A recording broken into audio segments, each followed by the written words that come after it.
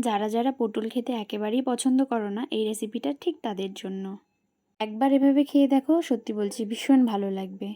প্রথমেই পটল এভাবে উপর থেকে ঘষে 4 ফালা করে কেটে নিতে হবে। দেখো আমি যেভাবে কেটেছি তার সাথে কয়েক টুকরো আলুও।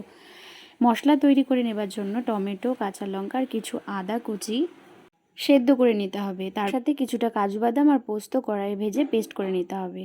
তারপরে ওই টমেটো যে সেদ্ধ করা ছিল ওগুলো পেস্ট করে নিয়ে তার মধ্যে হলুদ গুঁড়ো, ধনিয়া গুঁড়ো এবং লঙ্কার গুঁড়ো এবং তার সাথে কিছু পরিমাণ লবণ দিয়ে আবার পেস্ট করে নিতে হবে। দেখুন কালারটা ঠিক এরকম আসবে, তখন হয়ে গেছে। তারপরে পটল আর আলুগুলো হলুদ আর লবণ ছাড়াই কড়াইয়ে ভেজে নিতে হবে। তারপরে ফোড়ন দিতে হবে তেলের মধ্যে জিরা আর গোলমরিচ। তারপরে সেই মশলা যে বানানো হয়েছিল সেটা দিয়ে নেড়েচেড়ে যতক্ষণ না তার উপরে তেল ছাড়ছে, যখনই তেল ছাড়বে সেই যে আমরা কাজু বাদাম পেস্ট করে রেখেছিলাম সেটা দিয়ে দিতে হবে। সেটা আবার নেড়েচেড়ে কিছুটা ঘন হয়ে আসলে সেই পটল আর আলুটা দিয়ে দিতে হবে। দেখো কি সুন্দর করে কালারটা আসছে।